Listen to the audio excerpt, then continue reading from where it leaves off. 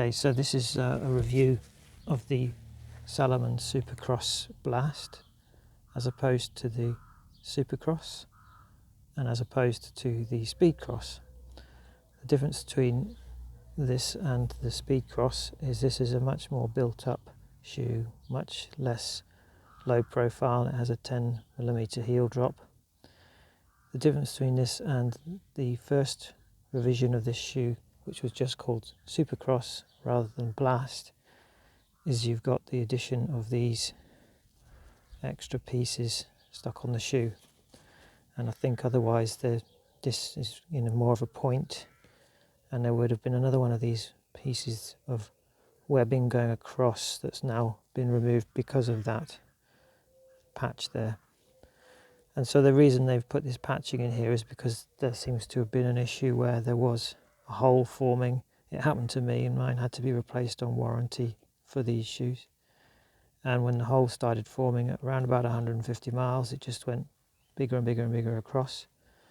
Additionally, they've changed country of manufacture. I think these were made in India previously, and they're now in Vietnam, so they maybe have changed suppliers of the materials in the upper. So these have done 167 miles, which admittedly have been just through quite dry spring and early summer, not through the muddy winter that we would get in the UK, where you get a lot of punishment of the shoes. But they seem to be holding up quite well so far, and I'll probably do another review after another 150 miles or so to see where they've got to. So for me, they're a good shoe because they're the combination of things that I need. I need a slightly wider fit.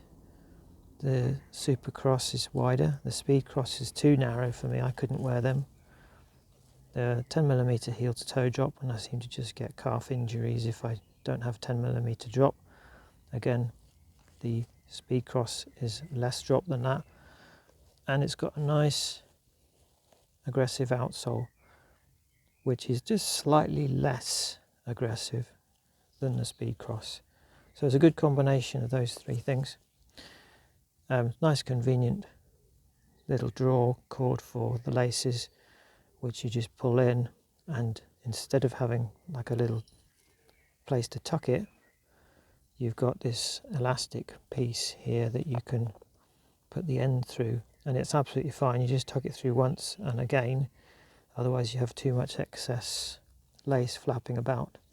What I did find on the ones that eventually failed on the holes was that the laces did actually snap as well. They rotted a bit, but if those go once in the life of the shoe and you have to replace your laces, I don't see that as a big deal, because I think you can get Salomon replacement laces like this in various colours for only about £6 or £8. So time will tell whether this patch does the job. I would say that eventually any shoe gets a hole here anyway, because that's just symptomatic of running off-road and going through all the muck that rots your shoe eventually. But what's good about this patch, I imagine, is that it will stop the hole from going any further.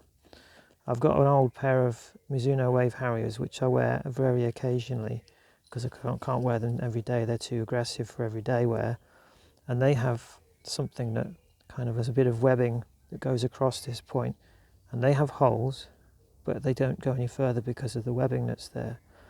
And I think that's what you need, is what they've put in is something like that to stop the hole when it eventually does happen. Probably, by the time these have done 250, 300 miles, there will be a hole there on both sides, but it won't matter too much because it won't be able to then spread right across the front of the shoe.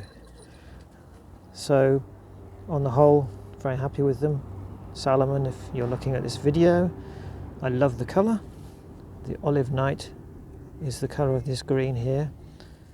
Vanilla, the colour of the midsole.